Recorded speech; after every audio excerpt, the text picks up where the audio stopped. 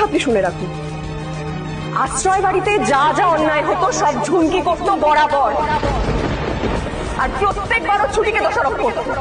প্রতিজ্ঞা সিরিয়ালের আজকের সম্পূর্ণ পর্বটি দেখতে হলে একটি লাইক ও সাবস্ক্রাইব করুন।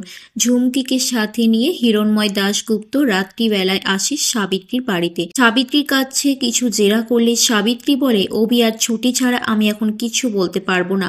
তখন হিরণময় বলে, আপনাকে তো বলতেই হবে, আমি কেসের জন্য এসেছি আর উত্তর দিতে আপনি কিন্তু বাধ্য। এটা মনে রাখবেন যে সত্যের জয় একদিন হবেই। আপনাদের আশ্রয় বাড়ি থেকে কিছু হিরে পাওয়া গিয়েছে, এটাও নিশ্চয়ই ওই দেবদত্ত রায়চৌধুরীর কাজ হবে। সাবিত্রী বলে, উনি হচ্ছে দেবতুল্য মানুষ, উনি এসব করতেই পারে না, ওনাকে ফাঁসানো হয়েছে, আর এই কাজ করেছে ওই রুমা আর রুদ্রনীল। ঝুমকি ভাবে, রুমা আর রুদ্রনীল কাঞ্জিলাল ওরা আমার আড়ালে কি করছে, আমি তো কিছুই জানি না।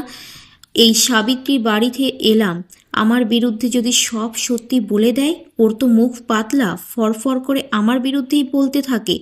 ওদিকে অভি আমার বিরুদ্ধে তদন্ত শুরু করে দিয়েছে, এদিকে এই হিরণময় দাশগুপ্ত, এই দুজনের মাঝখানে পড়ে আমি একদম পিষে যাচ্ছি।